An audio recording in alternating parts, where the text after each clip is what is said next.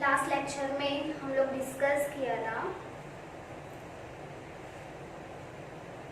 MSU power और radiant power. It is denoted by are.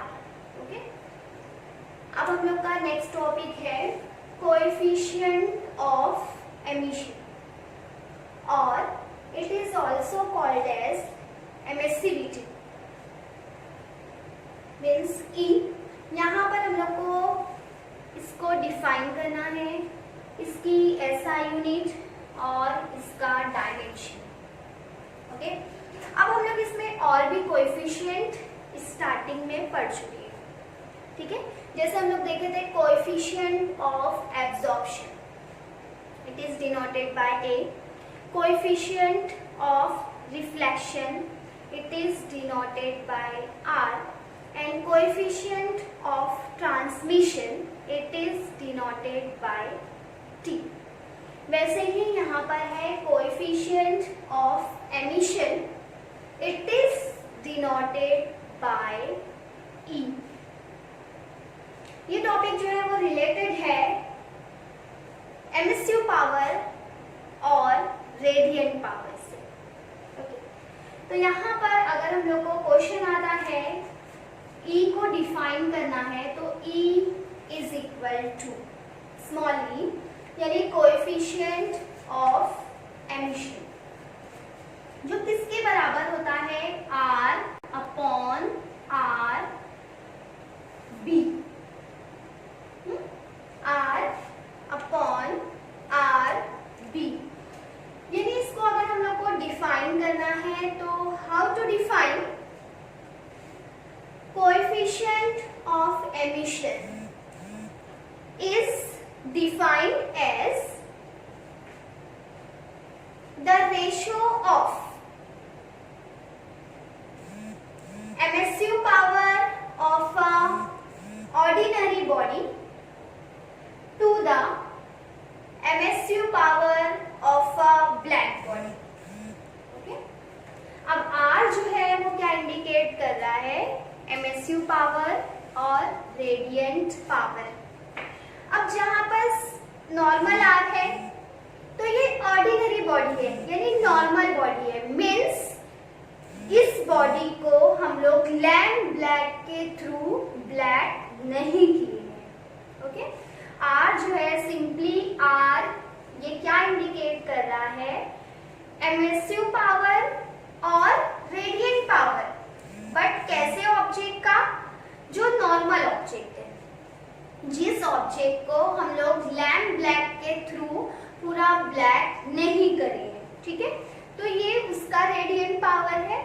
और जहां पर सफिक्स बी लगा है तो ये क्या इंडिकेट कर रहा है, radiant power of black body.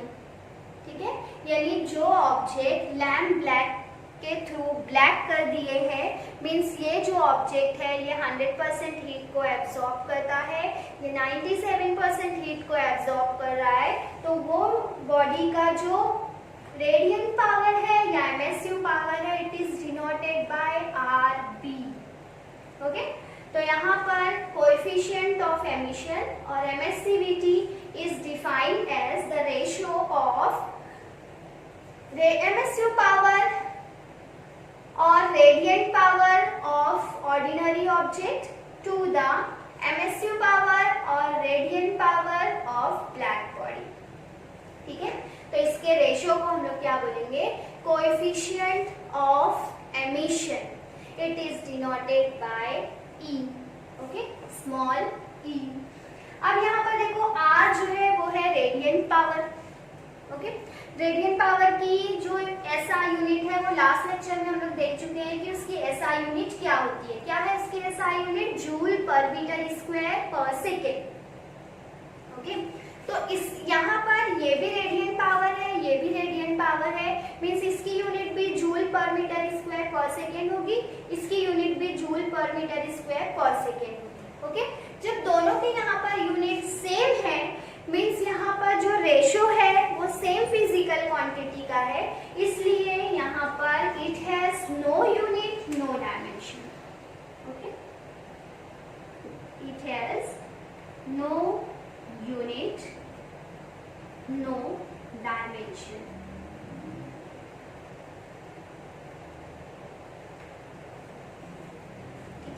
आगे भी जितने कोएफिशिएंट हम लोग देखे थे, coefficient of absorption, coefficient of reflection, coefficient of transmission, वहां पर भी जो रेशो था वो सेम क्वांटिटी का था, उसकी भी कोई यूनिट, कोई डायमेंशन नहीं था।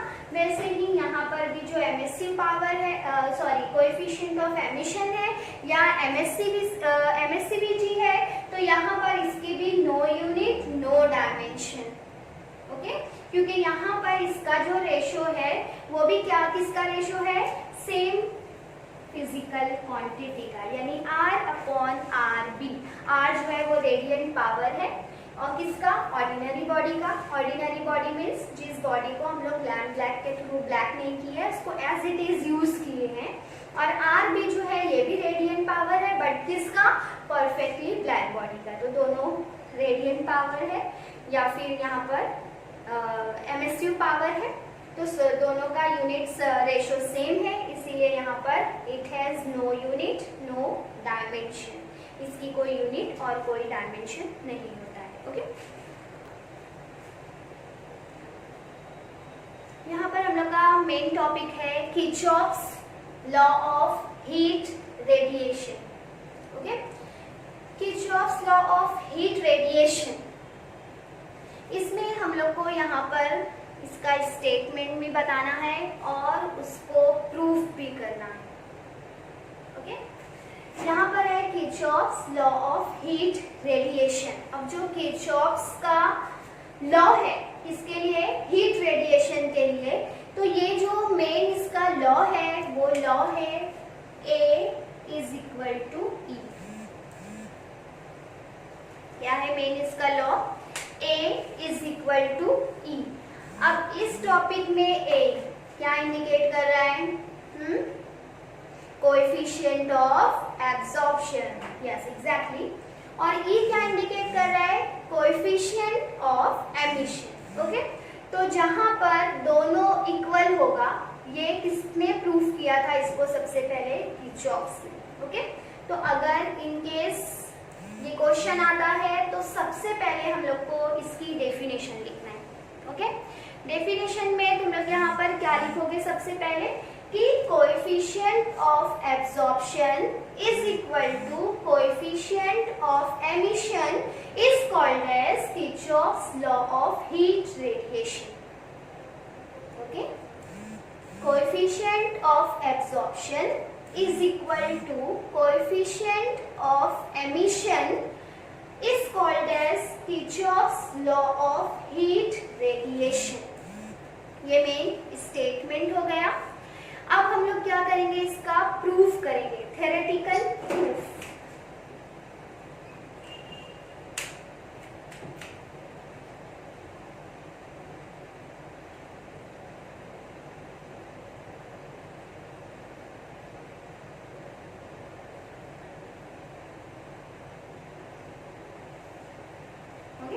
इसका प्रूफ है, थ्योरेटिकल प्रूफ। अब ये प्रूफ करने के लिए यहाँ पर किरचॉफ्स लॉ ऑफ रेडिएशन, अब इसको हम लोग को प्रूफ करना है, थ्योरेटिकल प्रूफ। अब इसको प्रूफ करने के लिए यहाँ पर हम लोग एक डायग्राम को समझ लेंगे पहले, उसके बाद इसको प्रूफ करेंगे। डायग्राम में जो है यहाँ पर क्या है, एक थर्मल इक्विलिब्रियम है। ओके,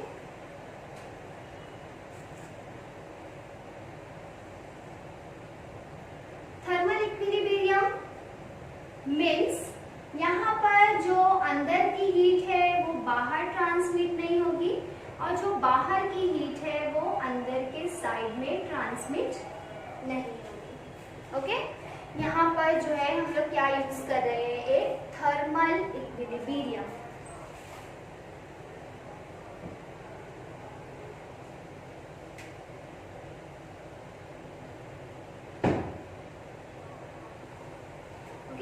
यहाँ पर एक थर्मल इक्विलिब्रियम है, मीन्स थर्मल इक्विलिब्रियम की वजह से जो हीट है वो एक्सचेंज नहीं होगी।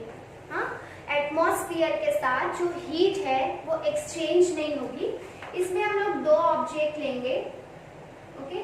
एक बॉडी है हम लोग का ए और दूसरी बॉडी है हम लोग की बी। जो बॉडी ए है वो ऑर्डिनरी बॉडी है। ऑर्डिनरी बॉडी मीन्स जिसको हम लोग लैम्प ब्लैक के थ्रू ब्लैक नहीं किए हैं, और जो बी बॉडी है इसको हम लोग लैम्प ब्लैक के थ्रू जो है वो ब्लैक कर दिए, ओके। इसके थ्योरेटिकल प्रूफ में हम लोग क्या देखें, यहाँ पर एक थर्मल इक्विलिब्रियम है, ठीक है। यहाँ पर ये जो फ्रेम है ये क्या इंडिकेट कर रहा है, थर्मल इक्विलिब्रियम। ये एक थर्मल इक्विलिब्रियम है। इस थर्मल इक्विलिब्रियम में हम लोग दो ऑब्जेक्ट को रखे हैं। जो ऑब्जेक्ट ए है वो ऑर्डिनरी ऑब्जेक्ट है। ऑर्डिनरी ऑब्जेक्ट मीन्स जिसको हम लोग लैम्प ब्लैक के थ्रू जो है वो ब्लैक नहीं किए हैं। और जो बॉडी बी है ये क्या इंडिकेट कर रहा है कि यहाँ पर ये जो बॉडी है वो कौन सा है, ब्लैक बॉडी है। मीन्स यानी जिसको हम लोग लैम्प ब्लैक के थ्रू जो है वो पूरा ब्लैक कर दिए, ओके। तो हम लोग यहाँ पर इसको प्रूफ करने के लिए अब हम लोग को क्या करना पड़ेगा, अब यहाँ पर ये थर्मल इक्विलिब्रियम है, मीन्स इसका जो एटमॉस्फेयर से जो हीट एक्सचेंज हो रही है ये नहीं होगी। जो भी हीट एक्सचेंज होगी वो इंटरनली होगी, ठीक है। अगर ये अपनी हीट को लॉस कर रहा है तो ये गेन करेगा बॉडी बी। अगर बॉडी बी अपनी हीट को लॉस कर रहा है तो बॉडी ए जो है वो अपनी हीट को गेन कर उस हीट को गेन करेगा, ओके। यहाँ पर हीट जो है वो लॉस हो रही है, गेन हो रही है, मीन्स यहाँ पर जो है कोई हीट का लॉस नहीं होता है। There is no loss of heat. जब there is no loss of heat तो हम लोग यहाँ पर क्या यूज कर सकते हैं, law of conservation of energy, ठीक है। यानी यहाँ पर जो है हीट, यानी जितनी हीट अगर ये लॉस कर रहा है उतनी ही हीट ये क्या कर लेगा, ऑब्जेक्ट बी जो है वो गेन कर लेगा। मीन्स यहाँ पर there is no loss of heat energy या हीट रेडिएशन, ओके। तो यहाँ पर जो है हम लोग क्या यूज करेंगे, एनर्जी वाली इक्वेशन, ओके। यानी एनर्जी जो है वो सिर्फ उसके फॉर्म्स जो है वो चेंज हो रहे हैं, कंजर्वेशन ऑफ एनर्जी। यहाँ पर हम लोग पहले बॉडी ए के लिए इक्वेशन निकालेंगे, फिर बॉडी बी के लिए इक्वेशन निकालेंगे। और ये इक्वेशन हम लोग किसकी निकालेंगे, amount of radiant energy means Q. तो पहले हम लोग यूज करेंगे फॉर बॉडी ए, ओके। पहले बॉडी ए के लिए, बॉडी ए के लिए हम लोग क्या यूज करेंगे, laws of conservation of energy, okay. Energy जो एक्सचेंज ऑफ हीट हो रहा है, एक्सचेंज ऑफ हीट, यही टॉपिक को हम लोग क्या बोल रहे हैं, एमएसयू पावर और radiant power, okay. Emissive power और रेडिएंट पावर। अब एमएसयू पावर के लिए यहाँ पर हम लोग के पास इक्वेशन है। अब ये ऑर्डिनरी बॉडी है इसलिए इसका जो एमएसयू पावर है is denoted by R. R is equal to, यहाँ पर ये क्या हो जाएगा, A into Q, okay. A into Q. अब यहाँ पर हम लोग A into Q, okay, for body A, इसका रेडिएंट पावर की जो मेन इक्वेशन है वो होती है R is equal to Q upon A T, okay. इसके लिए जो इक्वेशन है वो है क्यू अपॉन ए टी, लेकिन यहाँ पर जो एरिया है वो इक्वल रहेगा और सेम टाइम में हीट जो है वो ट्रांसमिट होगी। तो अगर हम लोग दोनों साइड में ए टी लेंगे तो वो कैंसिल हो जाएगा। तो सिर्फ हम लोग इक्वेशन आर और क्यू का लेंगे, okay. R is equal to Q. अब अगर ऑर्डिनरी बॉडी है तो इसमें जो है कोएफिशिएंट ऑफ एब्जॉर्प्शन आएगा, यानी ए। अगर इसी की जगह हम लोग ब्लैक बॉडी की बात करेंगे तो जो ब्लैक बॉडी है ये क्या करती है, total amount of radiant energy को एब्जॉर्ब कर लेती है, इसीलिए इसके लिए कोएफिशिएंट ऑफ एब्जॉर्प्शन ए जो है वो क्या होता है, 1। तो वहां पर हम लोग क्या करेंगे, 1 यूज करेंगे। लेकिन अगर ऑर्डिनरी बॉडी है तो उसके साथ हम लोग ए को इंक्लूड करेंगे, ठीक है, क्योंकि उसका कुछ पार्ट तो एनर्जी जो है वो एब्जॉर्ब करेगी, इसीलिए यहाँ पर ए। तो फर्स्ट इक्वेशन है हम लोग की R इज इक्वल टू ए, इसको देंगे हम लोग इक्वेशन नंबर 1। ओके, ऐसे ही हम लोग निकालेंगे फॉर बॉडी बी। अब जो बॉडी बी है ये कैसी है, ब्लैक बॉडी है।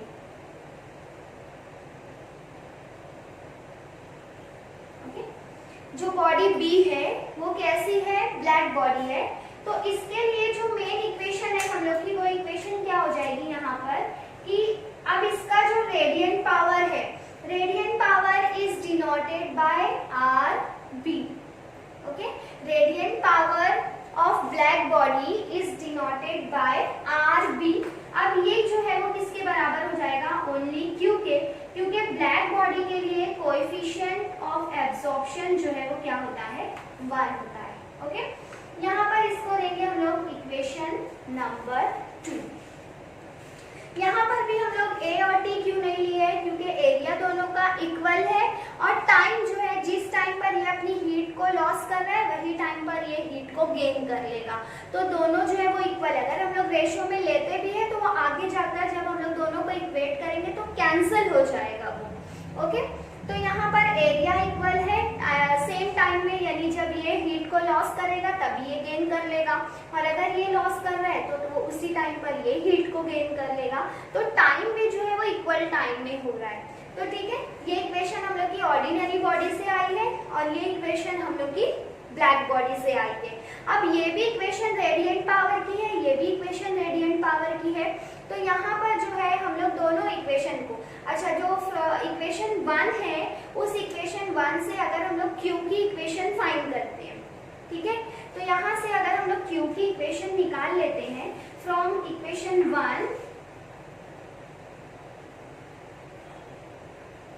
अगर हम लोग यहाँ से Q की इक्वेशन निकालेंगे तो Q जो है वो किसके बराबर हो जाएगा, R अपॉन A। ओके, अगर हम लोग फ्रॉम इक्वेशन 1 इसको रीअरेंज किए, कुछ भी नहीं किए इसमें, सिर्फ उसको रीअरेंज किए हैं, इसमें अमाउंट ऑफ रेडिएंट एनर्जी की इक्वेशन निकाल लिए हैं, तो क्या हो जाएगा ये R अपॉन A। अब यहाँ पर अगर हम लोग इसको दे देते हैं इक्वेशन नंबर 3। अब देखो इक्वेशन नंबर 2 ये भी Q की इक्वेशन है और इक्वेशन नंबर 3 ये भी Q की इक्वेशन है, तो हम लोग दोनों इक्वेशन को इक्वेट कर सकते हैं according to law of conservation of energy. Okay, तो इक्वेटिंग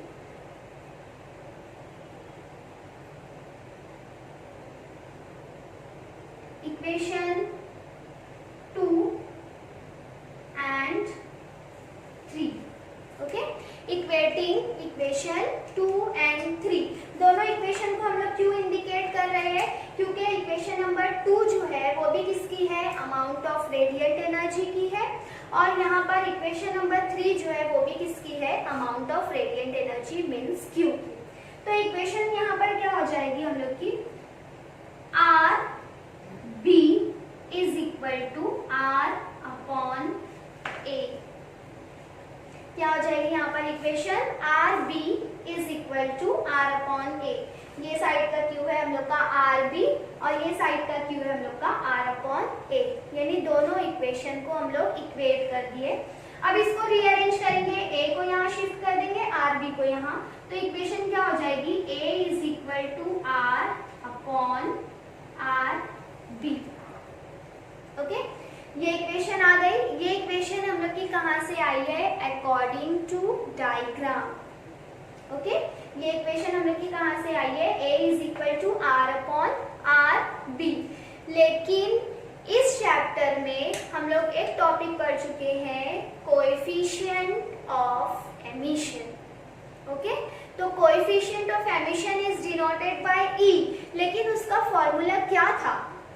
ओके, क्या था उसका फॉर्मूला, उसका फॉर्मूला है R अपॉन आर बी, क्योंकि इसकी डेफिनेशन क्या थी, coefficient of emission is defined as the ratio of radiant power of ordinary body to the radiant power of black body. Okay, so by definition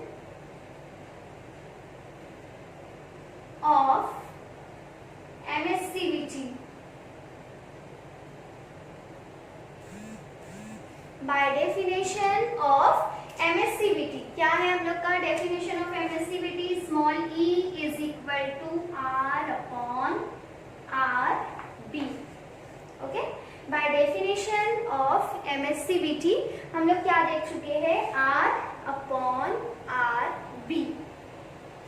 तो यहाँ पर देखो इसका फॉर्मूला भी R अपॉन आर बी है, जो हम लोग थ्योरेटिकल यहाँ पर डायग्राम के थ्रू प्रूफ किए थे. और जो डेफिनेशन है R अपॉन आर बी, ये दोनों सेम है. अब यहाँ पर bye definition of coefficient of emission हम लोग यहाँ पर प्रूफ कर सकते हैं कि जो A है इज इक्वल टू क्या होता है? E, यानी coefficient of absorption is equal to coefficient of emission. यही हम लोग का क्या है? Kirchhoff's law of heat radiation. इसको अकॉर्डिंग टू डायग्राम जो है यहाँ पर हम लोग इसको प्रूफ कर रहे हैं. तो मेन अगर क्वेश्चन आता है Kirchhoff's law of heat radiation, अगर थ्योरेटिकल प्रूफ के साथ आएगा तो मोस्ट ऑफ ये क्वेश्चन 3 मार्क्स के लिए आता है. तो फर्स्ट सबसे पहले जो है इसको हम लोग को एक्सप्लेन करना है. मेन इसका स्टेटमेंट लिखना है. स्टेटमेंट हम लोग का क्या है? Coefficient of absorption is equal to coefficient of emission. तो यहाँ पर ये हो गया किरचॉफ्स लॉ ऑफ रेडिएशन. उसके बाद थ्योरेटिकल प्रूफ में एक डायग्राम ड्रॉ करना है. डायग्राम एक थर्मल इक्विलिब्रियम है. थर्मल इक्विलिब्रियम में 2 ऑब्जेक्ट है, एक ऑर्डिनरी है, दूसरा ब्लैक बॉडी है. उसके बाद ब्लैक बॉडी फॉर बॉडी ए के लिए इक्वेशन बनाना है रेडिएंट पावर की. और उसके बाद जो सेकंड है वो ब्लैक बॉडी के लिए इक्वेशन बनाना है रेडिएंट पावर की. ए और टी हम लोग नहीं लिखे हैं क्योंकि एरिया विल बी इक्वल और टाइम जो है वो सेम टाइम में एक्सचेंज ऑफ हीट होगा. उसके बाद फ्रॉम इक्वेशन 1 से क्यू की इक्वेशन को रीअरेंज कर लेना है R अपॉन ए. उसके बाद इक्वेशन 3 और इक्वेशन 2 को इक्वेट करना है तो हम लोग को मिल जाएगी R अपॉन आर बी. लेकिन बाय डेफिनेशन ऑफ एमिसिविटी या कोएफिशिएंट ऑफ एमिशन हम लोग पढ़ चुके हैं क्या होता है? E is equal to R upon R B. ये भी R अपॉन आर बी है, ये भी R अपॉन आर बी है. मीन्स यहाँ पर coefficient of absorption is equal to coefficient of emission. और यही जो है वो हम लोग का क्या है? Kirchhoff's law of heat radiation. तो ये इंपॉर्टेंट टॉपिक है. मोस्ट ऑफ क्वेश्चन में मोस्ट ऑफ एग्जाम्स में आता है ये क्वेश्चन. तो यहाँ पर ये चैप्टर हम लोग का कंप्लीट है. Okay, now next chapter. Now next topic, Wiens displacement law. Wiens displacement law, यहाँ पर भी जो क्वेश्चन आता है तो इसको हम लोग को डिफाइन करना है. डिफाइन करने के बाद जो है हम लोग को इसकी SI यूनिट लिखना है, इसकी पर्टिकुलर वैल्यू, ये सारे टॉपिक को हम लोग को यहाँ पर एक्सप्लेन करना. अब यहाँ पर Wien's displacement law. Wien's displacement law का जो है इसकी वैल्यूज होती है एक पर्टिकुलर जो MCQ वगैरह में आ चुकी है. अब है यहाँ पर Wien's displacement law. Wien's displacement law actual में है क्या? The wavelength. ओके, किसकी wavelength? Radiant energy. Okay, the wavelength यानी it is observe that the wavelength for which emissive power of black body is maximum. अब हम लोग को यहाँ पर क्वेश्चन में क्या दिया है? वेवलेंथ, यानी वेवलेंथ मैक्सिमम यानी lambda max.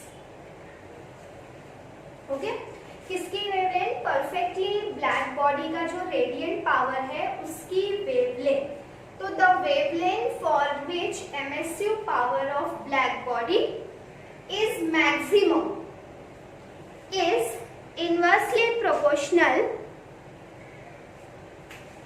is inversely proportional to the absolute temperature. Okay, is inversely proportional to the absolute temperature of a black body. Is called as Wiens displacement law. Okay, क्या है wins displacement law यहाँ पर कि maximum wavelength of a MSU power of black body, ऐसे भी लिख सकते हो, maximum wavelength of a MSU power of black body is inversely proportional to its absolute temperature is called as Wiens displacement law. तो यहाँ पर अगर ये लॉ आता है, ये लॉ लिखने में हम लोग को 1 मार्क्स मिल जाता है. Means lambda max is inversely proportional to T. Inversely proportional जो है वो क्या इंडिकेट कर रहा है कि अगर यहाँ पर वेवलेंथ बढ़ रही है तो टेम्परेचर कम होगा, अगर टेम्परेचर बढ़ रहा है तो वेवलेंथ कम होगी. ठीक है, तो यहाँ पर ये हो गया हम लोग का विंस डिस्प्लेसमेंट लॉ. क्या हो गया? The wavelength for which MSU power of black body is maximum is inversely proportional to the absolute temperature of the black body. यानी lambda max is inversely proportional to its absolute temperature. Okay? अब यहाँ पर जब भी proportionality sign आती है, उस proportionality sign को हटाने के लिए हम लोग एक कांस्टेंट लगाते हैं. यहाँ पर वो कांस्टेंट है lambda max is equal to b upon t. Okay, यहाँ पर वो कांस्टेंट है b, और जो b है वो क्या इंडिकेट कर रहा है? Wien's constant.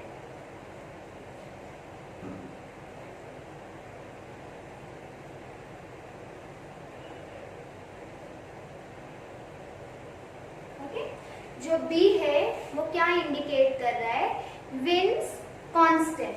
अब हम लोग को जो SI यूनिट और डायमेंशन निकालना है, तो वो SI यूनिट और डायमेंशन जो है वो किसका होगा?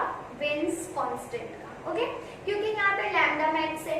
लैम्डा मैक्स तो नॉर्मली अगर वेवलेंथ है तो वेवलेंथ की यूनिट मीटर होती है, अगर टेम्परेचर है तो टेम्परेचर की यूनिट केल्विन होती है. तो इसमें इंपॉर्टेंट क्या है? विंस कांस्टेंट यानी B, और B की जो कांस्टेंट वैल्यू है, इसकी कांस्टेंट वैल्यू होती है B is equal to 2.897 into 10⁻³ metre kelvin. Okay, इसकी जो पर्टिकुलर यूनिट है वो यूनिट क्या होती है? Metre kelvin. क्यों मीटर केल्विन? अगर हम लोग को B मालूम करना है तो T को यहाँ शिफ्ट कर दो. ओके, तो इस बेस पर इसकी SI यूनिट जो है वो क्या हो जाएगी? मीटर केल्विन यानी टेम्परेचर यानी लैम्डा मैक्स. अगर हम लोग इसको रीअरेंज करते हैं B की इक्वेशंस को, तो B इज इक्वल टू क्या हो जाएगा? Lambda max into T. Okay, अगर इस इक्वेशन को हम लोग रीअरेंज करें, B विंस कांस्टेंट की, तो लैम्डा मैक्स इंटू टी हो गया. तो यहाँ पर अगर ये लैम्डा मैक्स इंटू टी, तो SI यूनिट क्या हो जाएगी इसकी? SI यूनिट लैम्डा यानी wavelength. Wavelength is measured in metre और T मेजर्ड इन केल्विन. अगर SI यूनिट है तो केल्विन, और अगर CGS यूनिट है तो डिग्री सेल्सियस. ओके, तो SI यूनिट जो है विंस कांस्टेंट की क्या हो गई? Metre kelvin. जब इसकी SI यूनिट मीटर केल्विन है तो इसका डायमेंशन जो है वो क्या हो जाएगा?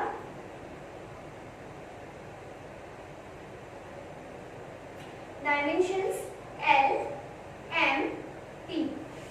ओके, L लेंथ, यहाँ पर मीटर 0, अब T भी 0, लेकिन अब यहाँ पर क्या हो गया है? टेम्परेचर भी आ गया है. ओके, तो टेम्परेचर का हम यहाँ पर यूज कर लेंगे K, तो ये हो जाएगा 1. तो dimension of the Wien's constant जो है वो क्या हो गया? L1 M0 T0 और K1 are the dimension of Wiens constant. Okay, तो यहाँ पर क्या था? मेन हम लोग का Wien's displacement law. The wavelength for which the emissive power of black body is maximum is inversely proportional to the absolute temperature of the black body. यहाँ पर जब भी प्रोपोर्शनलिटी साइन आती है, उसको हटाने के लिए हम लोग कांस्टेंट लगाते हैं. यहाँ पे वो कांस्टेंट है B, यानी B is called as Wien's constant, जिसकी एक कांस्टेंट वैल्यू है, वो एक कांस्टेंट टर्म है, इसलिए उसकी कांस्टेंट वैल्यू है 2.897 into 10⁻³ metre kelvin.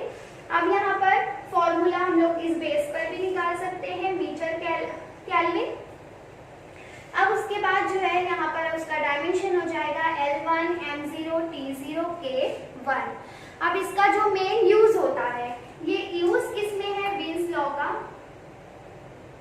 Okay, main uses यानी जिसका टेम्परेचर बहुत ही हाई है, या अगर जिसका टेम्परेचर हम लोग को मालूम करना है, to find the temperature of a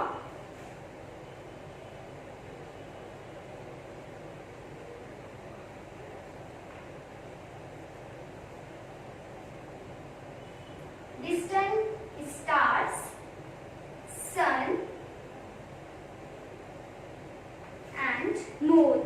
Okay, to find the temperature of the distant stars, sun and moon, यानी इसका टेम्परेचर अगर हम लोग को मालूम करना है तो हम लोग विल्स डिस्प्लेसमेंट लॉ का यूज कर सकते हैं। डिस्टेंस स्टार्स मीन्स दो स्टार्स जो एक पर्टिकुलर डिस्टेंस पर सेपरेटेड है, या कजिन्स स्टार्स भी हम लोग बोल सकते हैं। ओके, तो वो उस स्टार्स का और सन का या मून का अगर हम लोग को टेम्परेचर मालूम करना है तो use the Wien's displacement law.